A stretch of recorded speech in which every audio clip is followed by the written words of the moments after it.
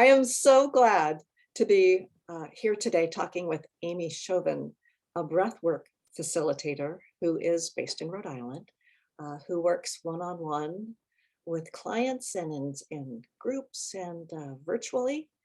And one of the reasons I wanted to talk with her and have her share some information is because from what I'm reading, and then Amy can talk about it more, um, breath work really assists with many of the symptoms that women have in menopause, the stress, anxiety, feelings of being overwhelmed. Um, some women just go through menopause being angry and not knowing why. And Amy, from what I understand, the work that you do um, with the breath can really uh, assist with some of these symptoms, whether it's long-term, short-term. Tell me about that. Yeah, so a little bit about my background, Yeah. and it ties right into this, is I started breathwork the very end of March in 2020. So that to be doing a virtual breathwork session on my computer at home in my office, and that first session, I was like, what the heck just happened was number one. Oh. And then the second thought was, I need more of this in my life and I need to be able to teach people this. So I have to say 2020, with all of the stress and anxiety and news and just everything going on, I honestly can say if I didn't have this practice that I found right in the brink of it all, I probably would have been way more stressed, way more anxiety ridden. Like I actually felt light, the lightest I've Wow. ever felt in my life, Wow. from this practice, which of course it preceded me to get double certification. I'm working on my master level right now. So yeah, so the things like stress, anxiety, it helps calmness, like create calmness. You actually can get into a deep meditative state very, very quickly with breath work. So I know some people have trouble trying to do meditation because sitting still or just being in the silent, you end up in your head a lot. Yeah, yeah. Where That chattery stuff keeps coming in, yeah, and the list, the laundry list, and the grocery store list. It's in yeah, there. it is. And it just like I did I do them quite frequently, so I'm getting a little bit better at it. But I don't know if you've ever heard of the float tank. So it's Yeah, I've heard of it. high, Never high tried it. Epsom salt, Hmm. but they have this very light, mellow music that really isn't blocking out Right. the head stuff. So like laying there in this floating tank, which is of course beautiful, you get the chatter. Yeah, So yeah. what I've found personally for breath work and the style of breath work that I do is it's guided by my voice, and it goes on a journey up and down with my voice and with music. So Mm, there's very key mm. musical words that are coming up as well. So it's helping with the chatter to reduce Yeah, it. yeah, yeah. Yeah.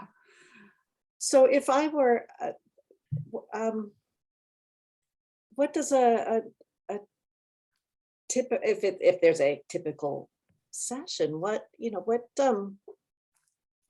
happens? I can, when I think of breath work, and my knowledge is very limited. It's like, count to 10, this stuff at count to 10, or there's something square breathing, inhale 4, Yep. exhale 4. Yep. Um, but that's the limit of my knowledge. Tell me Yeah. about what a session might be like, if there is any such thing as a typical session. Okay.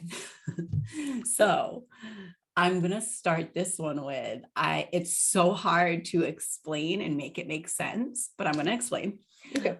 Um, I always recommend if someone's curious about it, just Mhm. try it out yourself. So a typical session on my end of facilitating is for a brand new person. There is an introduction of 3 main things that can happen throughout a breathwork session. Physical things, emotional things can come up. It could be Mm, laughing, it could be crying, it could be, but mm, it's honestly, it's a beautiful release mhm. when it happens. And then of course, the mental stuff we just talked about, it's normally the first 8-10 minutes of a breathwork session. Yeah. So I like to talk about a little bit of that, just so whoever's jumping into a breathwork session isn't like, oh, what are all these things happening? Sure, you're managing their expectations a little bit. Yeah. And then once the session starts, it's guided with music and my voice, and it's done laying down. It's a deep belly breath. So it's your mouth is wide open, a deep belly breath into the chest, and you let it just kind of fall out 1 to 2 seconds. So it's a nice circular breath. After that 8 to 10 minute mark, clients, whether it's groups or one-on-one, just they fall right into this almost circular breath where their body's just doing it, and they're in a meditative, deep meditative type of state. It's also called transient hyperfrontality or flow state. So you're able to, in a very short amount of time, reach that flow state. I have experienced flow state when I'm writing now, whether there's so it's very, I lose track of time. Yep. I would imagine that would be very similar for somebody in a session too, once you're in that flow state.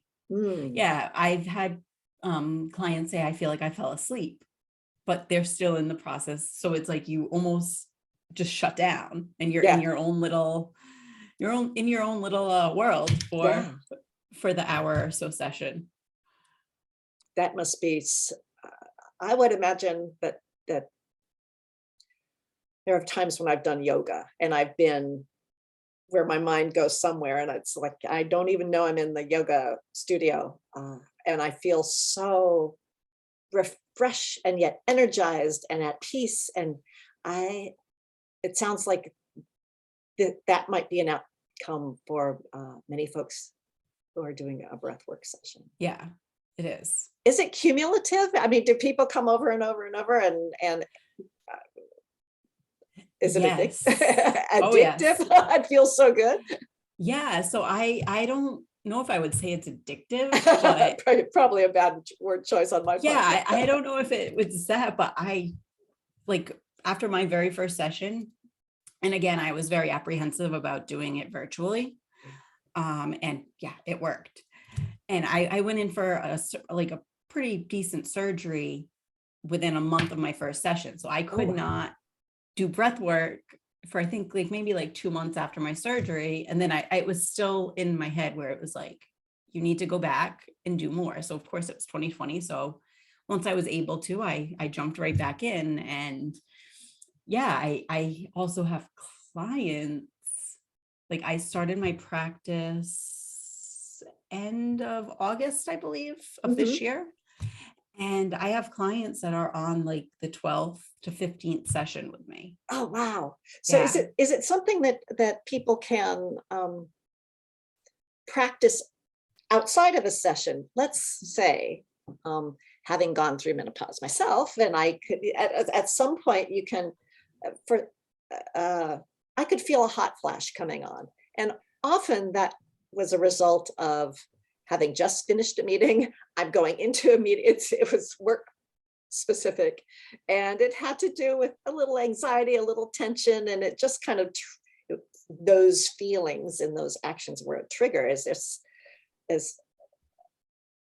the breath work that you facilitate something that a woman can use in the moment? Yeah, so I would always recommend obviously doing it with a facilitator a few times first, just to get the feelings, get the whole vibe of it. And I wouldn't do of course, if you're going through something major and you have the time, you could do a full 30-minute deep breathing session. But what I would recommend for that is I've done probably, let's say, 8 or 9 30-day challenges. I think in the new year, I'll be launching a few of these as well, cool. Where it's just 10 minutes of breath work. So you're not jumping fully into that meditative state, but it does calm your system down quite well. I imagine, I do mostly when I do it pretty much almost every day right now. And I like to do it first thing in the morning. I bet it's very centering. Yeah, to just start the day off that right way. And Yeah. it also brings that calming feeling. Sure, So, yes, sure. absolutely. Anyone could do it in the beginning of the day, or if they feel a little anxiety coming up. Yeah. Or know that something's coming up, Mhm.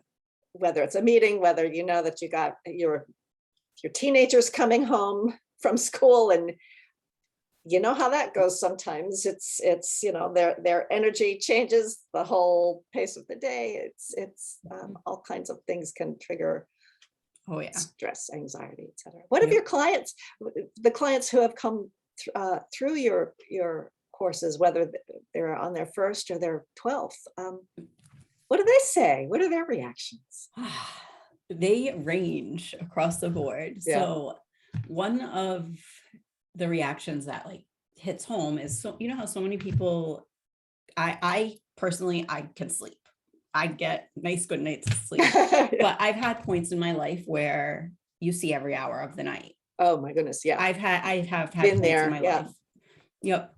Right now, fingers crossed, thank God I'm getting nice. But one of my clients, she showed me her Fitbit, and it's the red line going up and up and up, seeing every hour of the Oh night, yeah.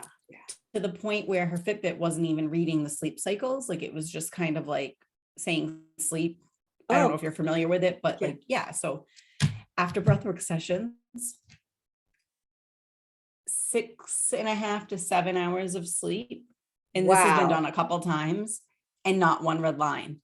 Wow. Wow. So it's, yeah, like, The sleeplessness is such a spiral for many people. It might start with you're sleepy, and then the next day you have no energy, and or you don't have the patience to deal with things, or the ability to make good sound decisions.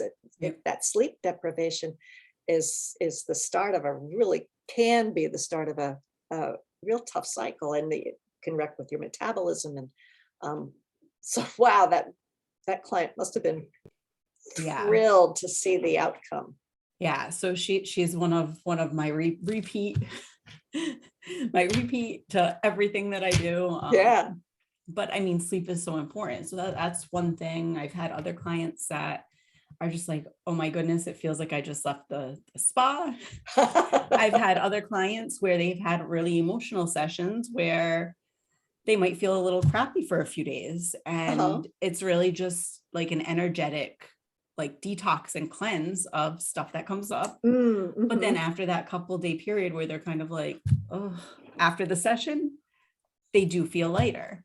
Yeah. So it's so interesting to see what all the different things it can do for people. Yeah, I was looking at a list of some of the things that breathwork can do, and releasing toxins and is one of those outcomes. Improving blood quality by releasing carbon dioxide and increasing the oxygen supply.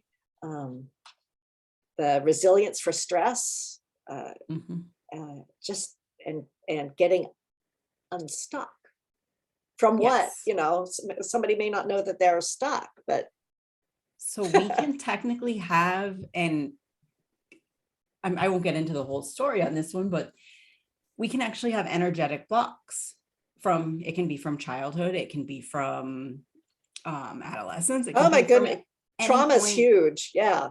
And we can be totally unaware of these things. And what I've noticed is what needs to come up comes up in breathwork sessions. And like there's points where like I'm not a crier, like at all. And through breathwork, I've actually had like tears and crying, and I've facilitated where I've seen a whole group of 80 people. One man starts crying, the next one, then the woman over there, then the next person, and like it just triggers. Yeah. And what this does, it's almost like it's releasing energetic blocks that have been there for many years that you don't even realize that were there, that through a session things come up. And you could be crying, it could be of something totally beautiful, Like Mhm. sometimes it just like it doesn't make sense, but then when you leave the session, you do feel so much lighter. Yeah. Oh, So it's it almost sounds like therapy. yeah. Yeah. Some people say breathwork can be like 20 years of therapy in just one session without even saying a word, because you don't have to Wow. go like me as a facilitator. You don't have to tell me what your experience was. Yeah, You could yeah. if you want, but and I always recommend journaling. Like, so all my sessions, I like to have people journal before Oh, wow. Yeah.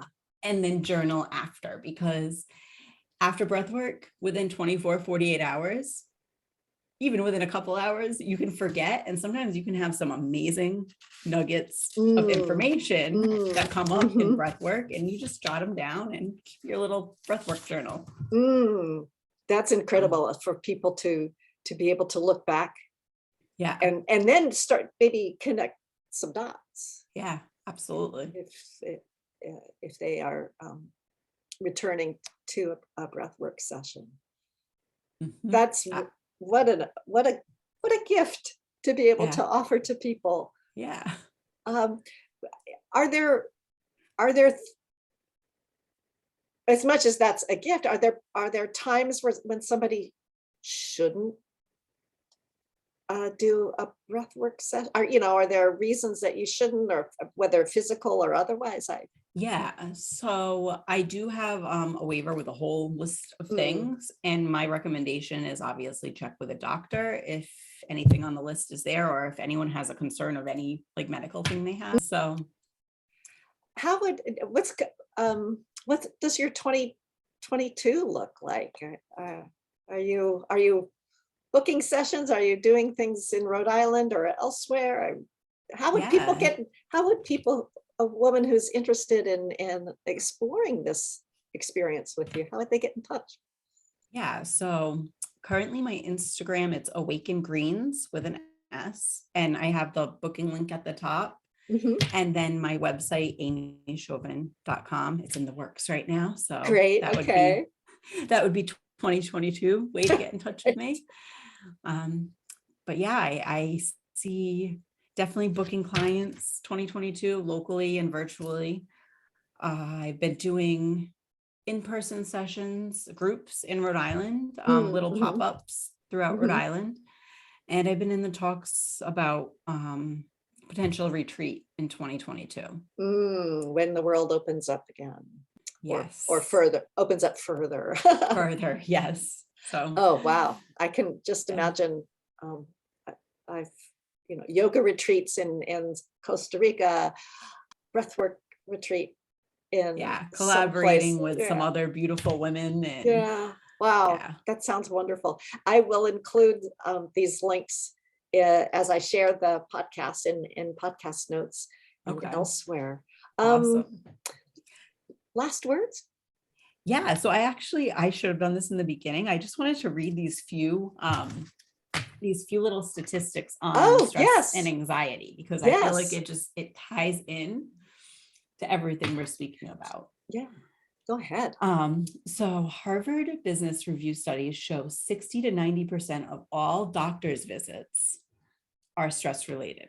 Wow, yeah, So and that's like one study that's out there. And what happens is stress leads to anxiety, leads to panic attacks or depression, yeah, yeah, yeah. leads to stuff. Yeah, further Yeah. erosion of one's health, whether it's mental or Yeah. physical. Yeah. So being like one of my biggest things, because I have people that are close to me that have suffered from anxiety and depression and pharmaceutical stuff, and to be able to offer a breathing technique, and there's Yeah, many breathing techniques out there, but just to help alleviate some of that, yeah, I think it's so important, because it yeah. did in 2020. It saved me from massive What a dis anxiety. what an amazing find, and then it just opened the door for you because it was so powerful. Yeah, absolutely. Mm, And then there's like one more. So this is just on the US. So our current era is being called the age of anxiety, in the US alone, over 40 million suffer from some type of an anxiety disorder. Wow. Yeah. So it's a huge number. So It is. It is. And yeah. so many, there are many women who are not fully informed about menopause. They think menopause, it's when your periods stop. Well, that's the end game of menopause. Mhm. The perimenopause transition can last for 10 years. And a lot of women don't know the signs and symptoms. And some of it is anxiety and sleeplessness and restlessness and depression. And they go to their primary care physician. And sometimes the medical field is, especially if you're going to primary care and not your OBGYN, their specialty is not menopause either. And so a woman might get sent down a treatment trail of without it ever being the possibility of, oh, you might be starting your menopause transition. Mhm. That's not even raised. It's not even on anybody's radar screen.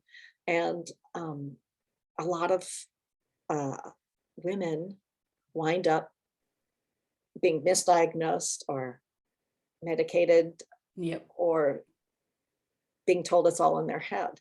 And to be able to all of this anxiety, Mhm. in this age of anxiety, just layered onto the experience that a woman has as her hormones change, to know that breath work is out there. Yeah, absolutely. And I think the research is showing that this kind of approach to those kinds of symptoms can be very powerful. Mhm. Absolutely. And I feel like if it opens even one person's eyes to not jump into that misdiagnosis and pharmaceutical cycle, Yeah, yeah, it's a beautiful thing. it is. Because I know it's like you have one doctor here, one doctor there, and if they treat it for just what the symptom is, but not what the full picture is, Sure. it can lead down to 10, 20 years of a spiral that Sure. people don't want to be on. So, Right. so yeah, Sounds like whether it's yoga or breath work or exercise, I think there's many things that women can do to try to alleviate, and it might not be the same for every person. true. Yeah. That's true. There are many avenues to pursue. And my hope is that women are aware Yes. of all of these different avenues. Yes. Amy, thank you so much. I think this is, I can't wait to spread the good news about breath work and your work and your role in there. So I really appreciate you taking the time to talk to me. Yeah. Thank you so much. It's been great.